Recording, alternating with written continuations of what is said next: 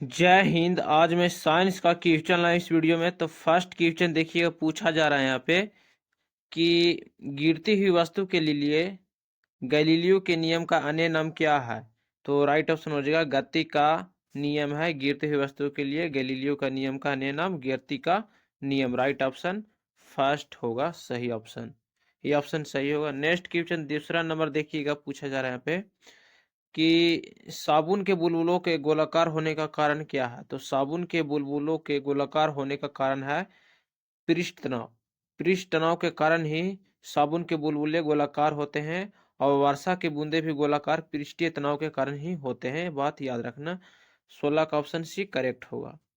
Next question देखिएगा, 17 number question पूछा जा रहा है यहाँ पे कि जालियांवाला बाग नरसंहार को हुआ था। तो जालियांवाला बाग नरसंहार कब हुआ था।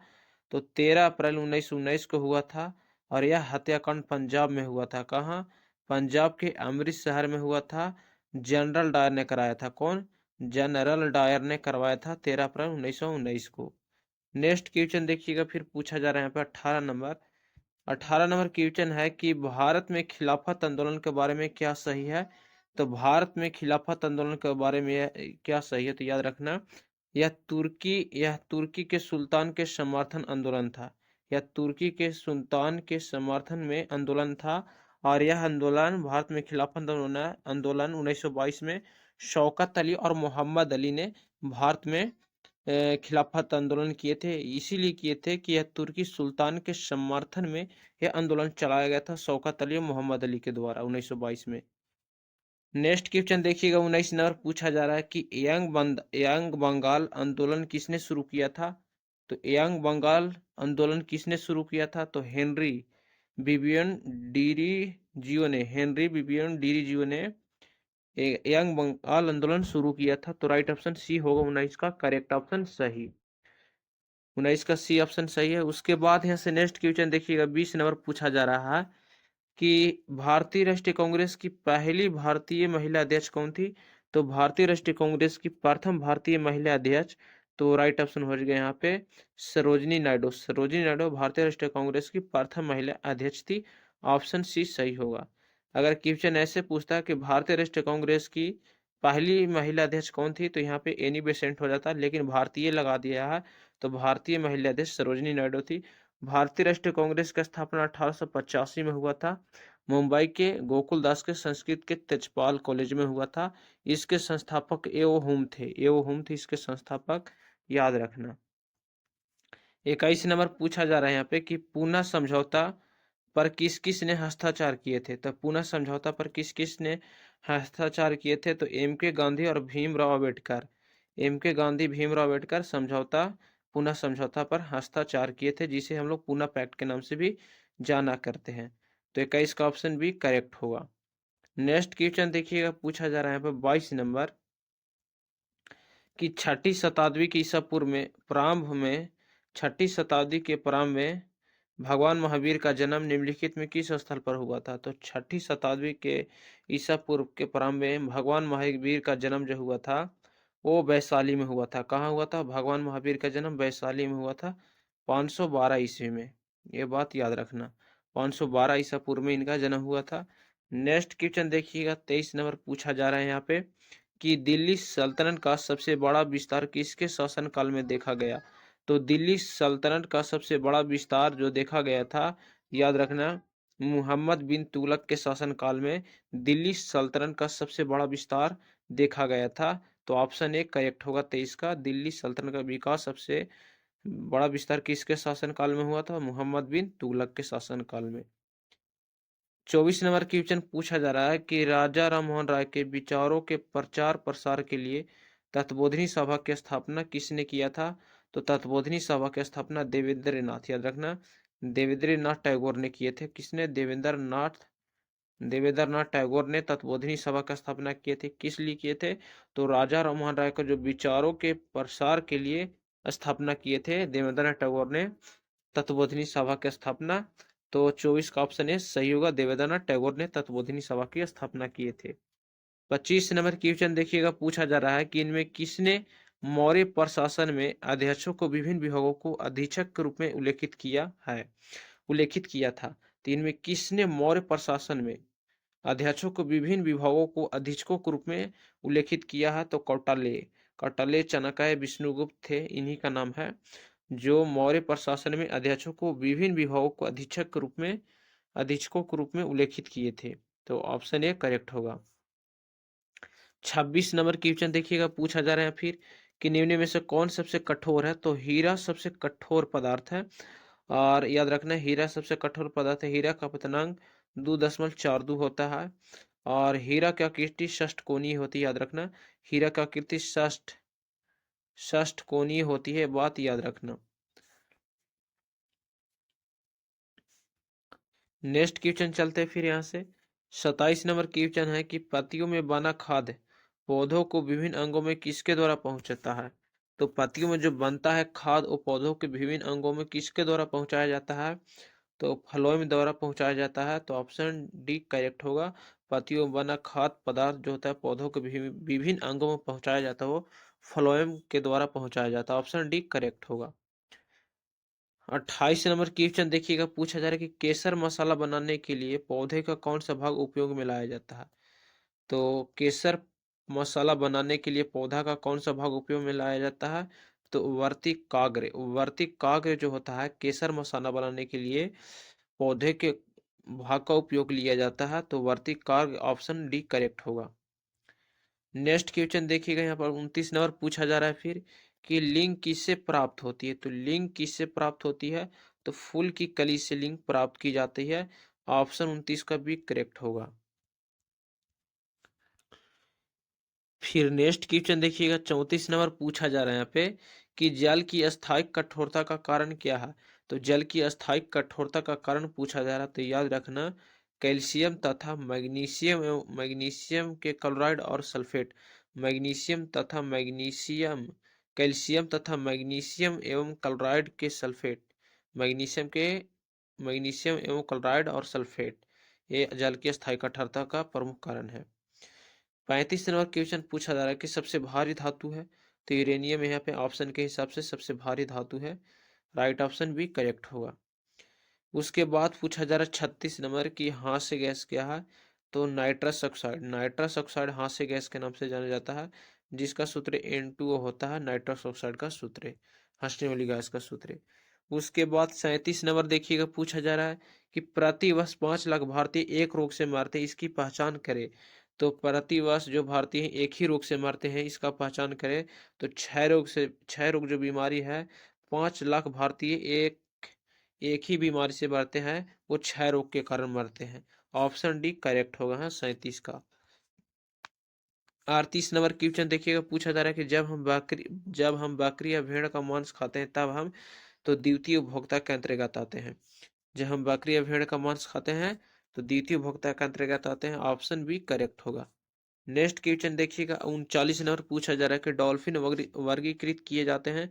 तो डॉल्फिन वर्गीकृत किए जाते हैं स्तनी में।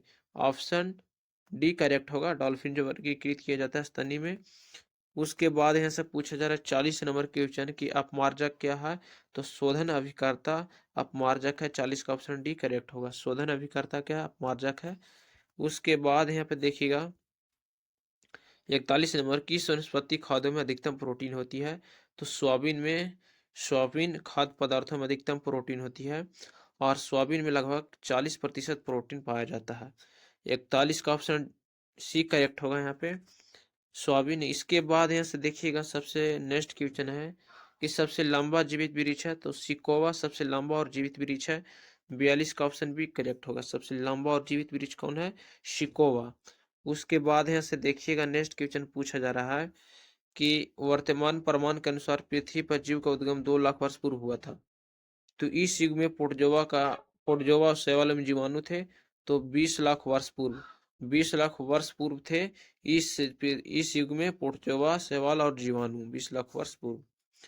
उसके बाद 44 नंबर पूछा जा रहा है कि सर्वदाता वर्ग के रक्तदाता ग्रुप है? तो सर्वदाता रक्त वर्ग के रक्तदाता ग्रुप ओ है। ऑप्शन सी करेक्ट होगा। नेक्स्ट क्वेश्चन फिर देखते हैं यहाँ से। नेक्स्ट क्वेश्चन है कि एस्पिरिन है। एस्पिरिन जो है एंटी एंटीपायरेटिक है एस्पिरिन। फिर नेक्स्ट है कि एक सामान्य शुष्क सेल में विद्युत अपघट्य होता है। तो एक सामान्य शुष्क सेल में सल्फ्यूरिक अम्ल होता है। फिर यहाँ से नेक्स्ट क्वेश्चन चलते हैं देखने के। नेक्स्ट क्वेश्चन फिर यहाँ पर पूछा जा रहा है कि किस रोग से पीड़ित रोगी को कार्बोहाइड्रेट की अधिक मात्रा लेने से मना किया जाता है। तो किस रोग से पीड़ित रोगों को कार्बोहाइड्रेट अधिक मात्रा में लेने से मना किया जाता है। मधुमेह रोग से पीड़ित रोगों को कार्बोहाइड्रेट अधिक मात्रा में लेने से मना किया जाता है। ऑप्शन सी करेक्ट होगा। नेक्स्ट क्वेश्चन देखिएगा, यहाँ पर पूछा जा रहा है कि नेक्स्ट क्वेश्चन है यहाँ पे देखिएगा कि नींद की बीमारी किस पुर्जवा के कारण होता है। तो ट्रीपैनसोमा पुर्जवा के कारण नींद की बीमारी होती है। ऑप्शन सी करेक्ट होगा। ट्रीपैनसोमा पुर्जवा जो होता है नींद की बीमारी का कारण हो जाता है। उसके बाद यहाँ से नेक्स्ट क्वेश्चन देखिएगा, पूछा जा रहा है यहाँ पे कि रेफ्रिजरेटर में ताप का नियंत्रण कौन करता है। तो ताप का नियंत्रण थर्मोस्टेट करता है रेफ्रिजरेटर में। तो और ऑप्शन बी करेक्ट होगा। यहाँ पे रेफ्रिजरेटर में ताप का नियंत्रण थर्मोस्टेट करता है। नेक्स्ट क्वेश्चन देखिएगा, पूछा जा रहा है फिर कि बीटी कल्चर संबंधित है। तो बीटी कल्चर जो संबंधित है अंगूर की खेती से, अंगूर की खेती से बीटी कल्चर संबंधित है। ऑप्शन सी करेक्ट होगा। नेक्स्ट है फिर यहाँ पे 5 नंबर, दूध चार डी संबंधित है। तो दूध चार डी जो संबंधित होती है वो खरपतवार नाशी से संबंधित है। 5 का ऑप्शन डी करेक्ट होगा। नेक्स्ट क्वेश्चन देखिएगा, छठा नंबर यहाँ पे कि किस तत्व की कमी से फीका रोग होता है। तो फास्फोरस तत्व की कमी से फीका रोग होता है। 6 का ऑप्शन ए करेक्ट होगा। नेक्स्ट क्वेश्चन देखिएगा, फिर पूछा जा रहा है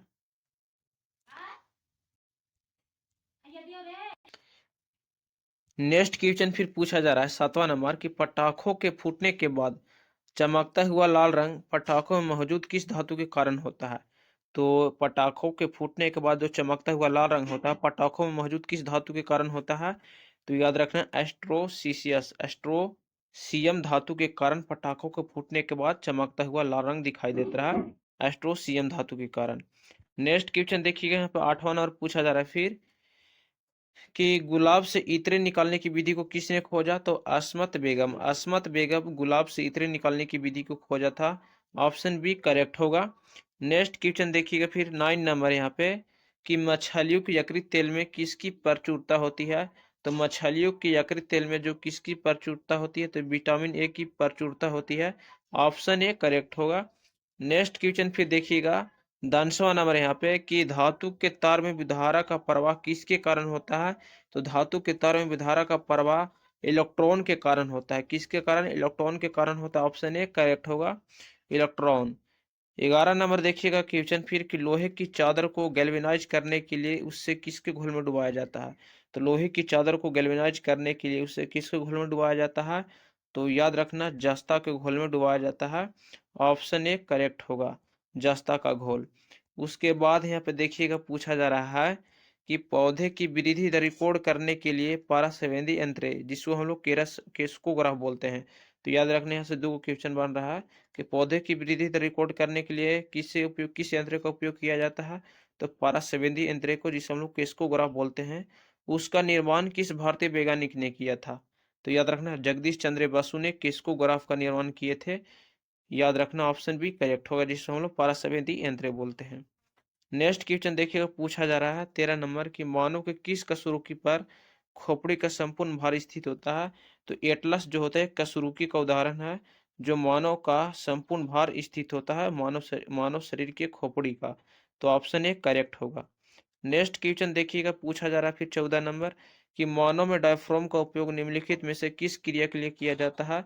तो याद रखना मानव में डायफ्राम का उपयोग श्वसन क्रिया के लिए किया जाता है। तो ऑप्शन करेक्ट होगा श्वसन। नेक्स्ट क्वेश्चन देखिएगा, फिर यहाँ पर पूछा जा रहा है कि वायु में धमनी का वेग होता है। तो वायु में धमनी का वेग जो होता है तापमान घटने से घटता है, तापमान के घटने से घटता है वायु में धमनी का वेग। ऑप्शन डी करेक्ट है। नेक्स्ट क्वेश्चन 16 नंबर है कि निम्नलिखित में से कौन सी गैस उच्चतम ऊष्मीय मान रखती है। तो भाप अंगार गैस उच्चतम ऊष्मीय मान रखती है। 16 का ऑप्शन बी करेक्ट होगा। नेक्स्ट क्वेश्चन देखिएगा, फिर पूछा जा रहा है कि एक्यूपंक्चर क्या है। तो एक्यूपंक्चर सुइयों के माध्यम से उपचार की विधि है एक्यूपंक्चर। ऑप्शन सी करेक्ट होगा, एक्यूपंक्चर क्या है तो सुइयों के माध्यम से उपचार की विधि है। नेक्स्ट क्वेश्चन देखिएगा, पूछा जा रहा है फिर 18 नंबर कि मनुष्य के शरीर में कुल कितनी हड्डियां होती है। 206, 206 मनुष्य के शरीर में हड्डियां होती है। ऑप्शन सी करेक्ट है। नेक्स्ट क्वेश्चन फिर देखिएगा, पूछा जा रहा है कि निम्न में कौन ऊर्जा का प्रदान नहीं करता है? तो ऊर्जा का प्रदान जो नहीं करता वो विटामिन जो है ऊर्जा का प्रदान नहीं करता। ऑप्शन सी करेक्ट होगा। नेक्स्ट क्वेश्चन फिर देखिएगा, पूछा जा रहा है कि स्लैग नाम किसे दिया जाता है? तो गलित सिलिकेट को स्लैग का नाम दिया जाता है। धातु में जो अशुद्धि मिली होती है उसे हम लोग गलित सिलिकेट या धातु माले या स्लैग कहते हैं, ये बात याद रखना। तो उसके बाद यहाँ पे देखिएगा 21 नंबर पूछा जा रहा है कि पायरोमीटर से मापा जाता है। तो पायरोमीटर से उच्च ताप मापा जाता है। क्या उच्च ताप मापा जाता है? ऑप्शन ए सही होगा। नेक्स्ट क्वेश्चन देखिएगा, पूछा जा रहा है यहाँ पे कि टेप रिकॉर्डर को टेप लेपित रहती है तो फेरोमैग्नेटिक चूर्ण से। फेरोमैग्नेटिक चूर्ण से टेप रिकॉर्डर को टेप लेपित रहती है। ऑप्शन सी करेक्ट होगा। नेक्स्ट क्वेश्चन देखिएगा, पूछा जा रहा है 24 नंबर कि जब इनो का लवण जल में डाला जाता है तो बुलबुले बनते हैं, इसका कारण क्या है? तो carbon dioxide. Option B correct होगा 24 का, कार्बन डाइऑक्साइड। देखिएगा फिर पूछा जा रहा है यहाँ पे 25 नंबर की जैव चक्र या ग्रेफ चक्र कहाँ संपन्न होता है? तो याद रखना, ग्रेफ चक्र या जैव चक्र जो संपन्न होता है वो लाइसोसोम में होता है। याद रखना, ग्रेफ चक्र या जैव चक्र संपन्न होता है लाइसोसोम में। लाइसोसोम को आत्महत्या की थैली कहा जाता है। 25 का ऑप्शन डी करेक्ट होगा। नेक्स्ट क्वेश्चन देखिएगा, पूछा जा रहा है फिर कि प्रकाश संश्लेषण एवं श्वसन दोनों के लिए आवश्यक है।